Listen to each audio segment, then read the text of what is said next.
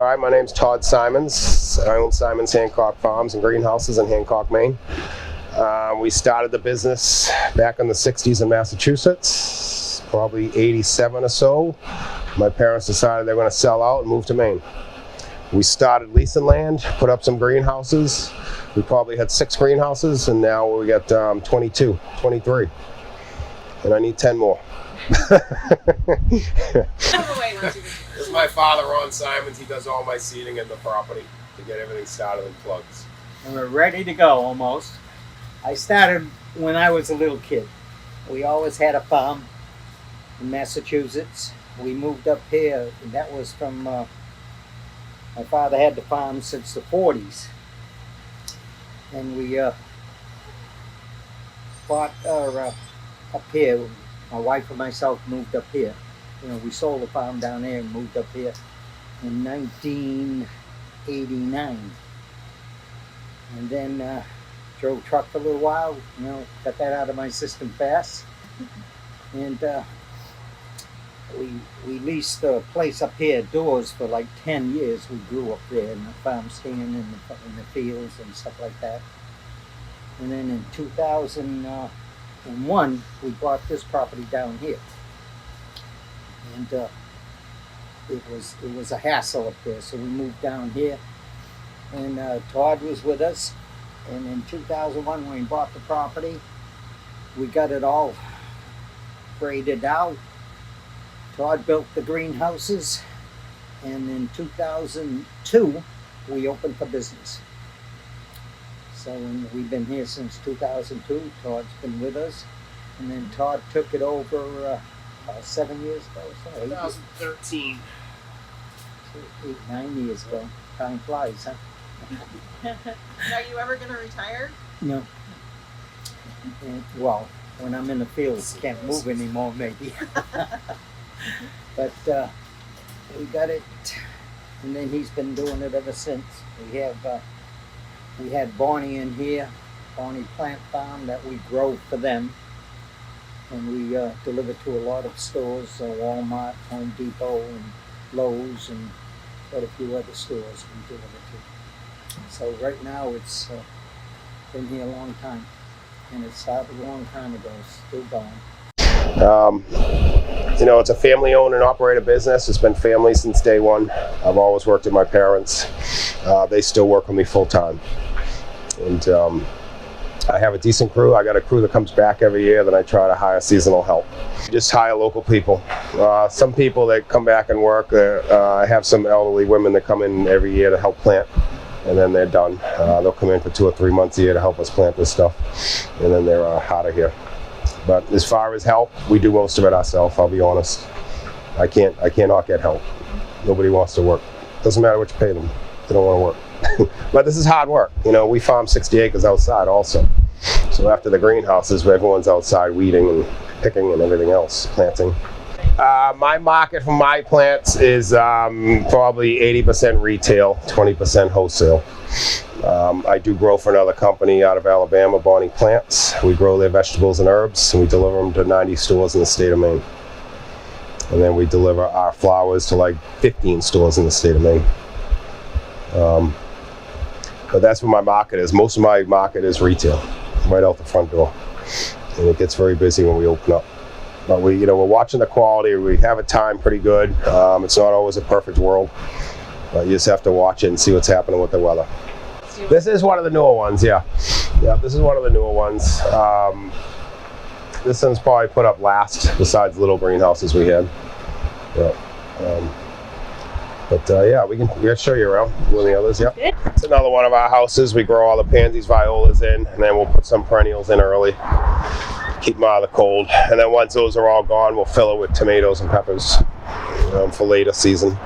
Yeah, we do grow some to start in our field, but yeah, most of it's all seedlings. Either gets wholesale or retailed out. Yep.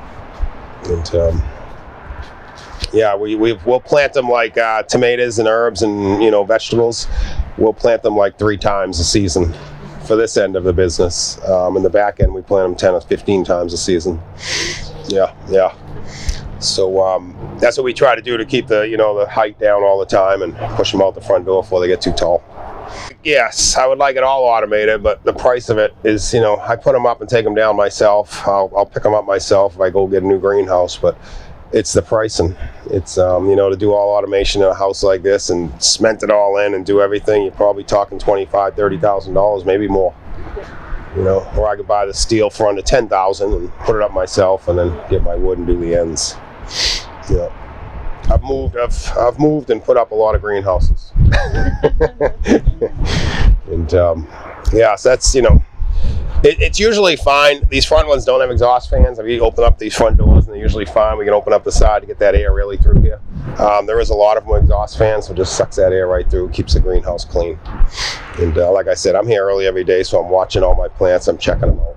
We do. I try to, as soon as I can, I try to put my perennials outside, and then I'll cover a frost cloth at night if it's going to be real cold. So I try to do that, and we started that last year with the frost cloth coming over, and it's working great. I can put them out there if it's 30 degrees, whatever, they're still fine. So I think it's the heat off the greenhouse. It's right against it. So, but even if it's 20s, they're fine. As long as you keep that frost off those plants, it'll be fine. I mean, if it's 20s for a week, might be a problem, but a night here and there is fine. I grow about 10,000 perennials. Yeah, so we grow about 10,000 perennials, about 16,000 geraniums, and 6 packs, probably 150,000. And 4-inch pots, probably 100,000 between vegetables, herbs, and geraniums and whatever else we put in 4.5s. Hanger baskets, we do about 4,000. Yeah, we do about 4,000 up front. Mostly for the Mother's Day. Yeah, we get rid of a lot Mother's Day, and then I plan a second batch so I have later ones because we have a lot of summer people coming up, June and July, so they want that late hanger. Yeah, and I'm usually out of them by the time they come up, so I've been starting a second batch, and it's been working out great. So this house we filled 4-inch round pots, 4.5-inch square pots, 6-inch pots, 6 packs, and my 5-inch jumbos for my smaller perennials. We have them all ready, so when all these plants land next week, we're ready to pluck them in and get them on benches. So it saves us a lot of work when everything starts coming in, and we're still filling today. We're filling hangers and everything else. It makes it a lot easier when we come start working, then we can just keep planting. We'll start heavy next week. So it's the last week of February. Yeah. We'll start all our pansies, violas. I have all my ivy geraniums coming in. I have some rosemary and lavender coming in, and a few other things, Martha Washington, stuff like that. And then every week through probably the second week of April, we'll have loads coming in. Maybe we'll skip a week here and there. Yeah, and then we seed everything we put in 6 packs. Everything's from seed. So we seed all those 6 packs. Yes, depending on what it is. These are the little 4-inch rounds going to be all from seed. My geraniums come in as cuttings. My Martha Washingtons do. And my ivy geraniums do. Rosemary and lavender I have come in cuttings because they take so long to grow and size up. And then my pansies, violas I bring in as cuttings only because I don't want to start my seed house at the beginning of February or the end of January because of the price of heat. I can't even say that I spray my flower greenhouses more than once, twice, 3 times a year, if that. Usually it's just for mold if we have a lot of clouds. We keep it pretty clean. Keeping those weeds out and keeping them sanitized is the answer. Keep those greenhouses cleaned right up. They do it by themselves. You come in here in the summer, they're about 120 degrees. Yeah, we try and keep them as cool as we can, even though they're empty, just so it doesn't, But no, we do. They heat right up. And then what we do in the fall, we'll weed everything, sweep them out, and then we also do it again in the spring. If we don't have time to sanitize in the fall, we'll take each greenhouse in the spring, start sanitizing, and weed them again and sweep them out again. So we're ready. What we usually do throughout the season is we'll try to combine everything. As greenhouses are empty now, so we don't have to pay attention to so many greenhouses and cleaning. And then, if I'm down to 2 or 3 greenhouses, we'll keep them clean. Before we refill them, if we empty them and start moving stuff in, we re-clean them again, and then we'll start moving those plants in. Just keep it clean. If it's empty, we're sweeping it and clean it up again before we put any more plants in it. So we sweep a lot, and we clean a lot. We pull weeds a lot. After the top shelf, it will, yes. You pull a couple of these top ones off, it's all nice and moist underneath. Great. I usually leave the stuff outside, but I didn't want to deal with the ice this year. Just because, they will start drying out, but because most of these are going to be planted next week.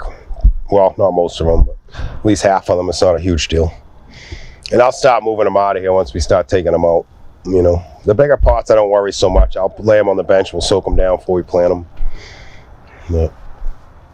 The 6-packs will all be gone next week. Every 6-pack we have filled, they'll be planted next week. So I'm not too worried about it drying out. I do. I run Xeritol through my drip lines at the end of the season just to clean out the insides. Yeah, and then with Xeritol in the greenhouses, we wash the drippers and everything. We do everything. And then we'll see, if we have to use pressure washers or whatever, it's real lousy, we'll get one in there and clean it up more. Yeah. But no, we do. We run it all through the system.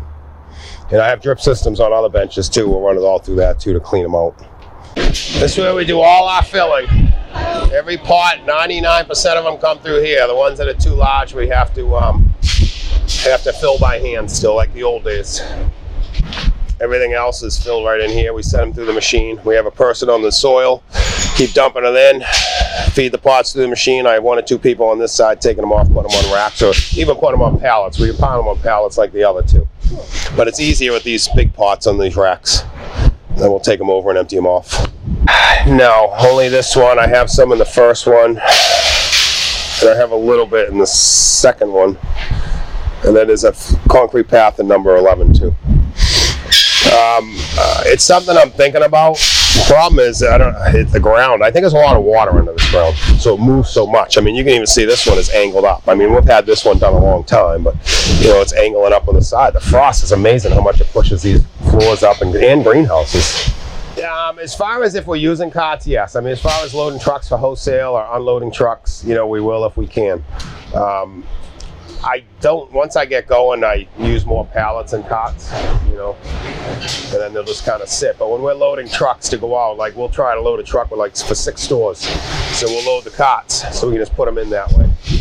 Sometimes we unload them in the truck because we have shelves in the truck. Other times we'll stick the cart in there and leave it. Yep.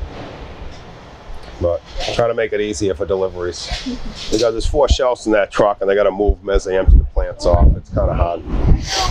But we'll make it better. We'll make it better. So these houses back here, these 3 greenhouses, are actually 4 greenhouses we use for buying plants. They have their own greenhouses, and then we have 2 smaller ones we stick up between them, and we take them down in the winter for snowfall. And probably another week or 2 we'll start putting them up again. And then we just throw a little bit of heat in that greenhouse from that other greenhouse with that fan. And it heats it enough to keep it nice. And let's grow real nice and stocky because they're cool. Those are all racks that have to go out to all these stores. All that metal, all those boards, we set them all up in every store. So we probably have about 500 sets of racks on this property that has to go out to the stores starting next week. We deliver to all the stores, we bring them back, we rent, actually they lease me all rider trucks. We're 26-foot rider trucks, and we load the trucks and ship them out. And I have people that go set these stores up, make them look nice, and take out the junk. And then at the end of July, we have to pull them all back, bring them back, pile them up, and save them for next year. No, because when we started with 6 greenhouses, and you can see what's happening. I am maxed out with land. Unless I buy more around me, I'm maxed. And but I do need to put up more greenhouses. Bad. It's just going to make our life easier. I won't need as many employees because now we're constantly moving plants around. We have to watch them. We have to watch them at night. We have to throw up temporary heaters if they're not in a nice warm greenhouse. And I usually use Pro Mix for all our plants. This year I'm mixing it with SunGrow because I had the pallets on the property. But other than that, we usually use Pro Mix, and it works out good for me. It always has. So this house we're just cleaning now. I put all my 4.5-inch potted stuff in here as far as proven winners and everything we get later for planting mixed baskets and stuff. I keep all my 12-inch hanging baskets in this greenhouse so they're separated from the rest of the place. As far as pricing, it makes it a lot easier. And this ends up jammed pretty quick. It's going to start. This one is 30 by 148 or 146 probably. Yeah. And I wanted to go a little wider, but I just didn't want to steal my driveway. It just worked. I mean, I figured if it's comfortable for, my workers and myself, it's the good thing about this height is when someone's walking down through here, they can see the tops of the plants. If they're any higher, they're not going to get the vision that they will from the height of this, because these plants are right here, so they're looking down at them. They can see the whole bench, and I didn't want them too low for bending over too much. But no, that height has really worked for us. We used to actually have them higher. We used to put a half brick under there, so they were another 6 or 8 inches higher, but we cut them all down. It seemed to work better. You're more stable too, just having that one. A lot of the new benches that I'm redoing, I'm actually building legs on them and getting the bricks out of here. I got a bunch of benches this fall I got to do in number 1 house. And then we just redo them and build legs and just leave it alone. It is a lot easier to clean, so we can just move them out of the way. These benches, either they're on bricks, these are wicked heavy with all the steel on them.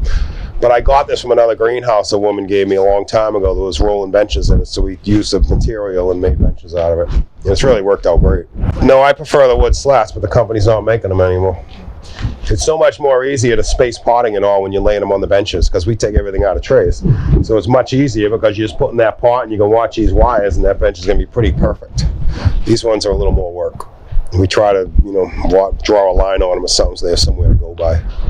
Or we'll leave them in the trays and take out every other plant, so they still got the space in. But I want that air to come up through underneath, so I try not to do that. But no, I like these more. Guy said he wasn't selling them. I said, it's because you made them too good. Some of these benches I've had 30 years. Yeah, they're just falling apart now. I'm heating with oil and gas. As my oil furnaces break down, I'm replacing with propane. And the reason I'm replacing with propane is the price of the heaters. To buy a large, oil heater right now, you're talking over $10,000. I can buy 250,000 Modines for $1,600. So if I can't fix it, I rip it down. I always have an extra one on site. If it breaks in the middle of the night and I can't fix it and I need heat, I'll throw temporary heat in, I'll rip it down, put a new one up, and walk away. The oil ones, and I don't like oil all over the place either. Propane's a little safer. The propane's actually better for the greenhouse, just doesn't heat as well as the oil does. It's not as strong as the oil furnaces.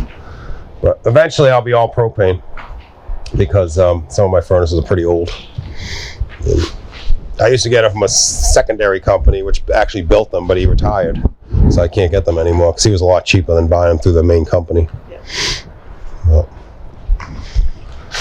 So I'm probably 60-40 right now as far as propane and oil. I had about 60% propane now. And Progress. yeah, I am. Every year I buy 1 or 2, and if one dies on me, I'll just replace it out. We have some company here. They're filming you. They want to talk to you. You want to talk to me? This is where we do all the seeding. This is our machine to seed plugs right in.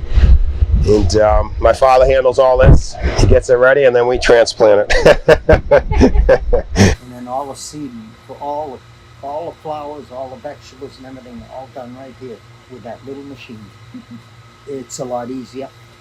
It's faster. It goes into a plug tray.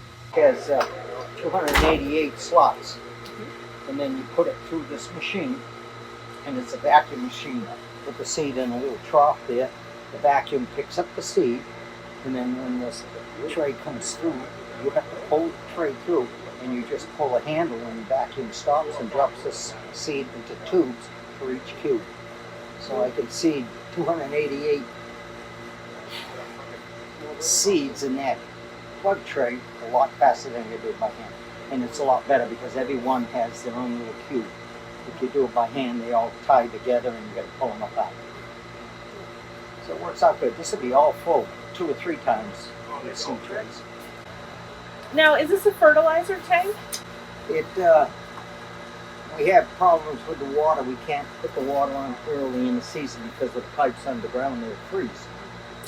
So we take the water from the big house, fill this up. Mm-hmm. And I do put fertilizer in it too, a light fertilizer.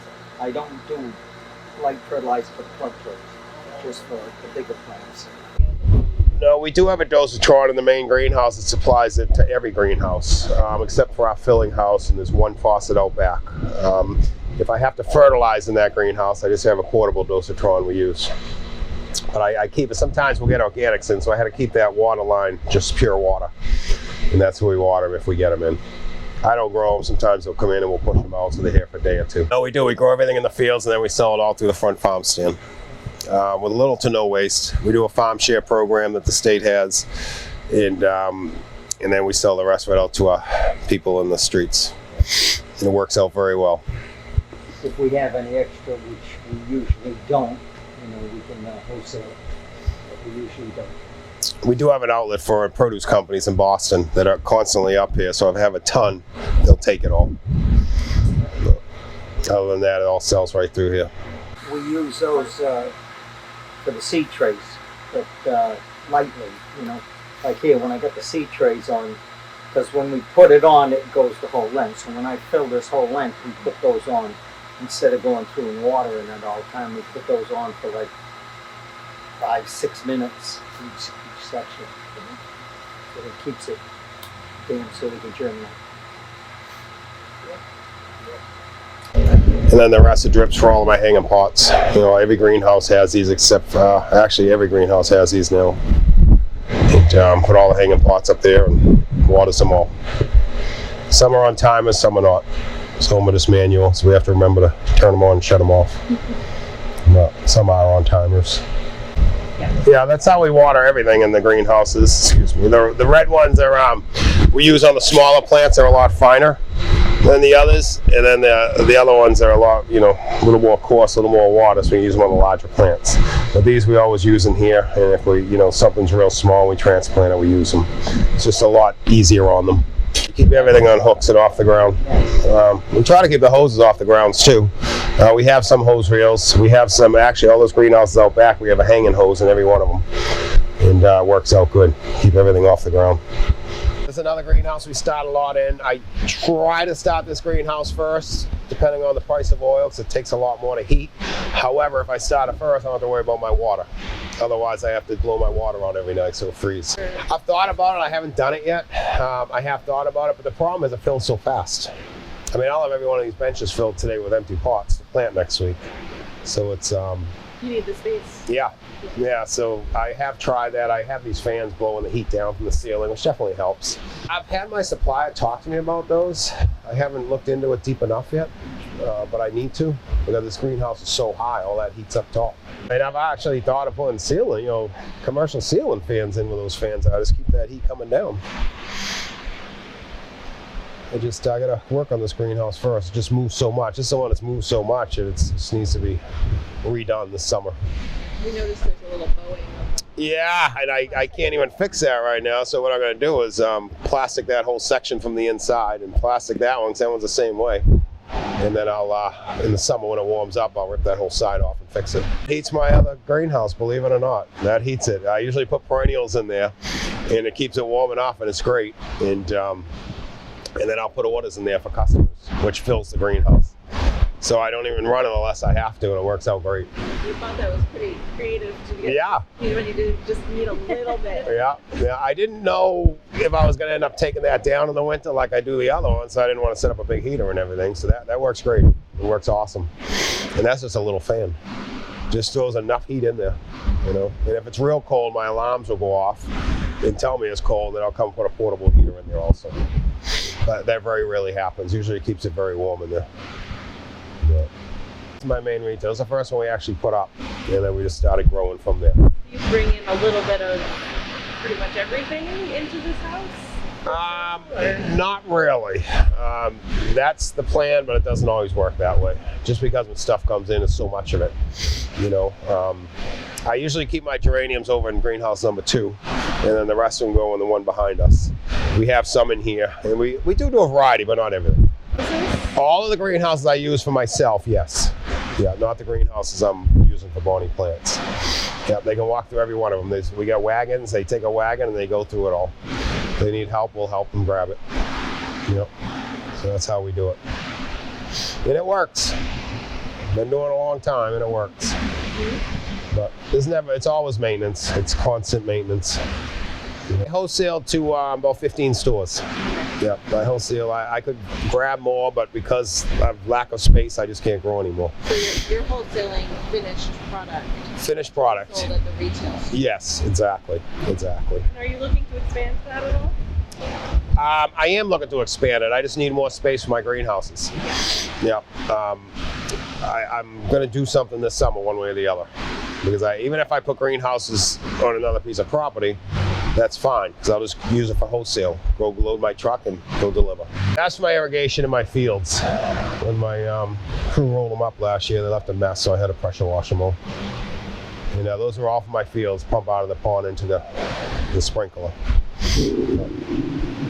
Those are like gold. Try to find those. Yeah. Yeah, other than that, we're filling all these pots. We're starting hangers now. And then that'll be it for next week, and then we'll fill the end of next week for the following week. For a very short time I do, and then I need my benches, so I start hanging them all up. I'd like to leave them down a little longer than I do, but I just run out of space too fast, so I have to hang them up. We'll test all the drip systems, make sure everything's working, and hang them up, and they're out of our way. But I would like to leave them on the bench longer. But in most greenhouses, we are watering by hand. That one over there is the greenhouse 2 of the geraniums is all automated. The greenhouse behind us, I put my 6-inch begonias and the rest of the geraniums. That's all automated. Yeah. As far as every other greenhouse, I have some automation in number 3 also, but the rest are all hand watered by hand. And those are drippers in the pots. Yes. Yep. What we try to do is come in early and get watered before we open. So we try to come in like 7, bring everybody in, see if we can get the place watered before 9:30. And it seems to work out. And then we'll water it in the morning, gives it time to dry out, and we do our thing. So you're doing spring annuals and vegetables, seedlings and plants, yes, baskets in the spring, and then through the summer you've got perennials and mums. I do my mums. Perennials are usually gone by 90% of them are usually gone by the first week of July. You know, maybe even the end of June. Yeah, so you kind of have a break in those. We kind of have a break, and we really switch everybody to the fields, and then we do our mums. But once we get the mums planted and laid down, it's easy. You know, we put our drips in it. We just have to water them. You know, once they're laid outside, they have to be 2 feet on center, so it takes a lot of space. And then, you know, we put the drips in them, and then we just water them up. Lately, we've been shutting down Columbus Day. Will that ever change? I don't know. We might run a little longer. It just slows down so much, and everybody's so tired because I run this with a skeleton crew. You know, so. And you're not growing a Christmas crop or so. No. I don't know if there's business for it around here. You know, so we, we're out of here in October. But, you know, then we got to make sure everything's clean, everything's put away, everything's winterized. I got a million orders I have to get in for the following season. And now it's even worse because we have to order any plugs we need a year and a half in advance because of shortages of everything. I already have my pots and everything ordered for next year because of the shortage. We can't get them. So I think I'm going to order for the following year just so we can get them in. No, I think I should be okay. If anything's a shortage, it's going to be containers. The plant should be fine. I ordered real early. Seeds, you know, there's back orders with seeds. I got a huge seed order coming. There's always back orders. But I just let them send them because even if I don't get them planted this year, I'll plant them next year. Because there's such a shortage of seeds. These big companies are hurting these little guys like myself. You know, all of a sudden they couldn't get their stuff overseas. So they're going to all these little companies that us little guys bought from. And some of them are letting them in. And it's messing us at the other end. Because they can't get their stuff in China and everything else. Me, that was me, I would say sorry. But they'll see. But that's the problem with pots and everything else. You know, these big guys are buying them up. It's going to happen with Promix and stuff too. I guess there's a shortage of peat moss now. So I don't know what's going to happen in the years to come. The biggest thing about this business is the oil prices, the labor, and you have to watch the snowfall, and these got to connect greenhouses. Other than that, I mean, I've done it all my life, so it's hard to say if it's hot or not. I usually put portable heaters under this gutter, and it melts it off enough. Yeah. Or I'll put the heat on before it's going to start snowing, and usually it keeps it, unless it's real cold, usually it'll keep it off enough. Yeah, sometimes if it gets real bad, we got to go up there with shovels, shovel it all out. You got to keep walking to the end of the greenhouse, obviously, to dump it off. And that's the distance between your greenhouses over here is somewhat. It works for my John Deeres, yes. So I use my John Deeres to get that snow out of there. Yep. Since that, well, we haven't had snow in so long, so I've actually dumped some propane tanks in there, which probably going to be in the way if I get a lot of snow. But I have to do something about that. But we haven't had snow up here in 3-4 years. I haven't plowed between these greenhouses in probably 4 years, maybe 5. Yeah. But this year I had to do it a little bit, but that was it. Just that one big. Yeah. Hopefully this is the end. 65 was nice. You know something? People tell me there's so many grants out there. I don't have the manpower to look for them. I really don't. I wake up in the morning, I hit the ground, we get home at night, you pretty much have enough time to take a shower and eat dinner and go to bed. So I don't have the time to do it. That's the problem, because I know there's a million grants out there. I just don't have the time. I need to find the time, but I don't know if that'll ever happen. But no, I'd definitely like to find some. Actually, a friend of mine just sent me a link for some grants, but I haven't even looked at it yet. You know, I get home, I'm just done. I'm tired, you know.